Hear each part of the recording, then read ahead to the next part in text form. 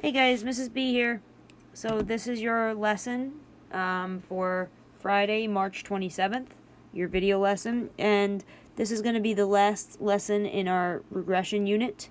And we all know at the end of units we always have quizzes. However, because we're doing remote learning online, there will be no quizzes while we are doing online learning. But the way you are given your grade for this quarter is by submitting those daily assignments to me. Okay, they're really not that much. They're 1 to 2 problems per day. It should not take you more than 30 minutes. So, today's lesson, identifying linear versus exponential regression in word problems. So, all we've been doing this unit is looking at linear versus exponential regression. Okay? By the end of this lesson, what you should be able to do is write an exponential or linear function from a given table and word problem. Really, you've done everything that we're going to do today, you've already done. Okay, we're just kind of practicing more writing problems. So let's just recap real quick. Okay, linear functions or equations.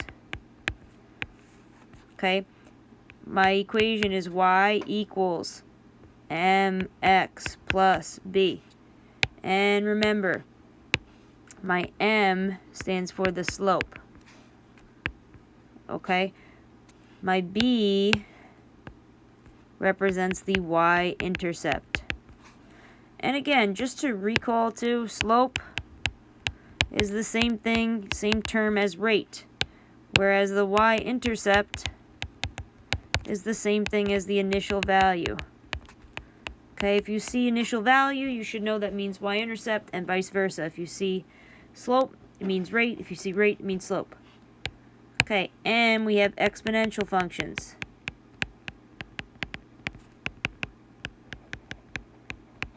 The equation of an exponential function, y equals a times b to the x power.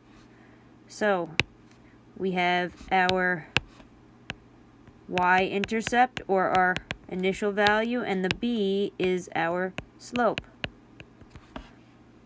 Okay, notice they both have a slope, they both have a y-intercept. It's just different values for each one.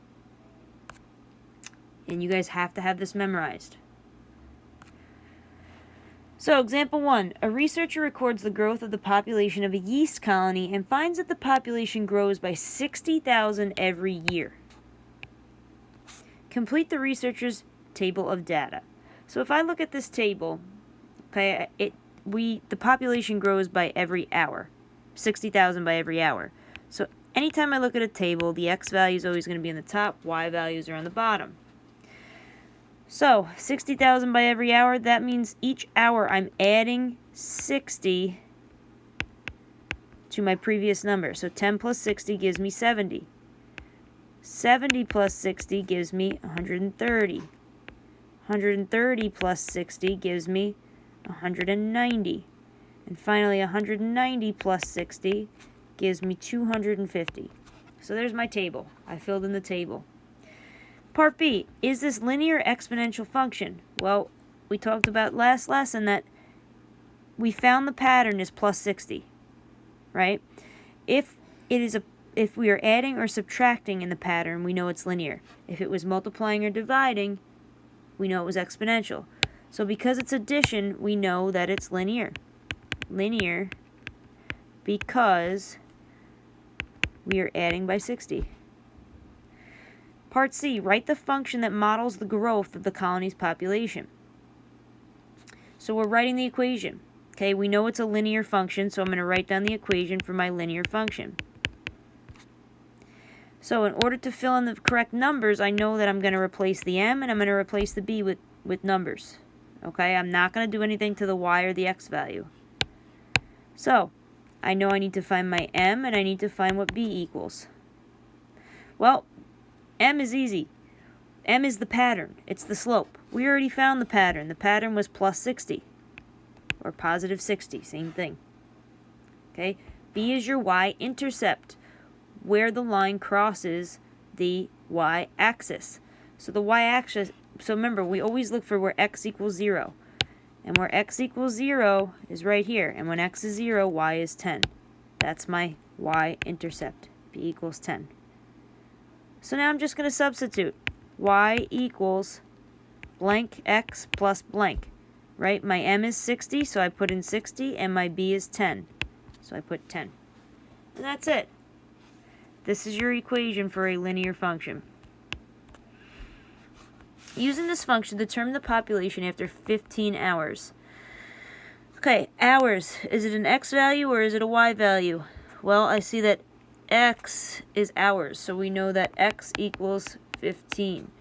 If x is 15, what is y? That's what it's essentially asking you. So we have 15 comma blank. Right? So I'm just going to take my equation that I wrote.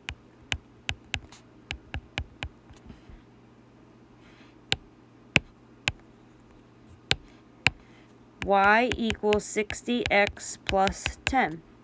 Well, I know my x value, right? My x value is 15. So I'm going to get rid of x, and I'm going to put 15.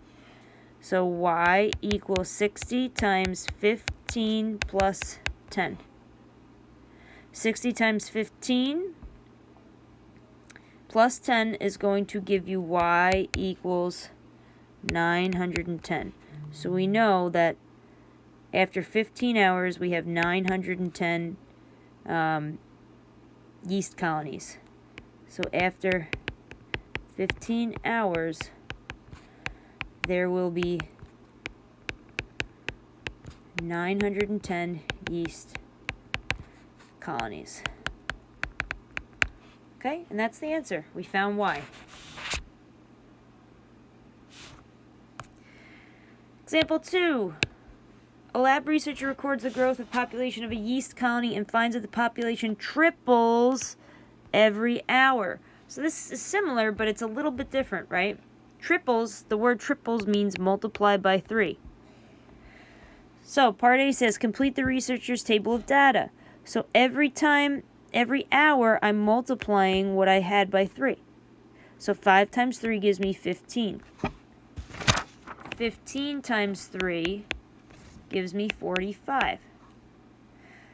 45 times 3 gives me 135. And 135 times 3 gives me 405. Is this linear or exponential?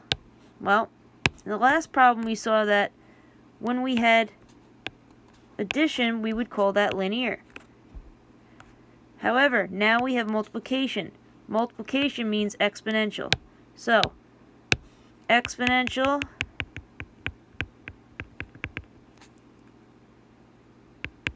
because we are multiplying by 3. C, write the function that models the growth of the colony's population. Alright, so I know what my equation is for an exponential function. We have y equals a times b to the x.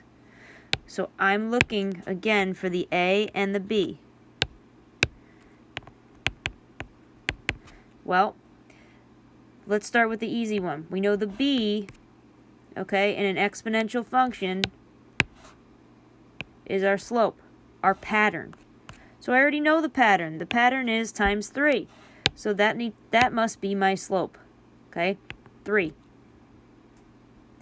A is the initial value, or the y-intercept. Same thing as the last one. Okay? All I'm doing is I'm looking for where x is 0, what is the y? Okay? And here it is. There's where x is 0, y is 5. And just remember, this is my x values, these are my y values. So y in this case is 5. My y-intercept is 5. So I take my numbers and I just plug them into the equation. Y equals, my a is 5, times my b is 3 to the x power. There is my equation. Part D. Use the function to predict the population after 7 hours. Alright, hours. Okay, hours is x. So I know that x equals 7. What does y equal if x is 7? So we're looking for what y is. Use your equation. Y equals 5 times 3 to the x. Right? I know my x value is 7. So I'm going to substitute x for 7. Y equals 5 times 3 to the 7th power.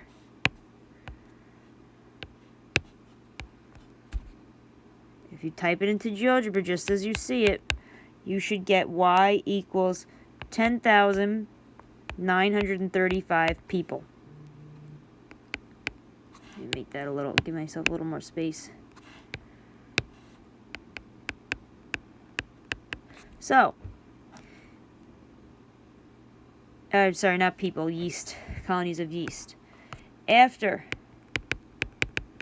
7 hours, there are 10,935 yeast colonies. Okay, and that's it. And the last one. Okay, it says cell phones run off battery power and have 59,049 amp hours when fully charged. I'm going to highlight that. When used, the batteries are drained of energy. A physics class at Schenectady High School measured how quickly iPhone X batteries depleted energy and noticed the battery level decreases by 1/3 every hour. What kind of function does this data model? Okay, well, we know it's decreasing because it says drained of energy, depleted energy. We at least know this is decreasing. So I'm going to write decreasing, just as a note to ourselves. What kind of function does this data model? Well, if we're decreasing by 1/3 every hour, okay, we're actually multiplying by 1/3. Right? So it's exponential because we're multiplying by 1/3. Write an equation to model the function. Okay, well, my equation for an exponential function is y equals a times b to the x. So I need to find my a and I need to find my b. Remember,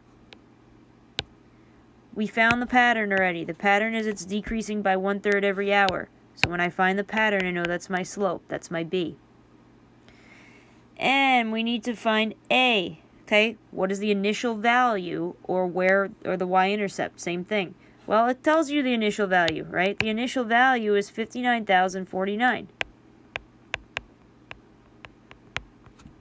So I just fill in my numbers. Y equals 59049 times 1/3 to the x power.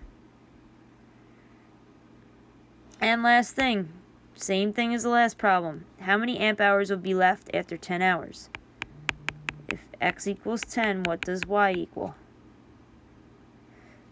So I'm going to use my equation. Y equals 59049 times 1/3 to the 10th power, right? I'm substituting x for 10.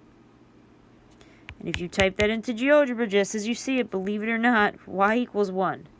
So when x is 10, y is 1. Okay, so after 10 hours, the cell phone battery has 1 amp hour left. Okay, so that was your lesson for today, guys. Last lesson of this unit. Starting on Monday, we'll start in a new unit. And please take a look at the assignment for today. It's one homework problem. Please try it and submit it to me by email or text message. All right, miss you guys. Talk to you soon. Bye.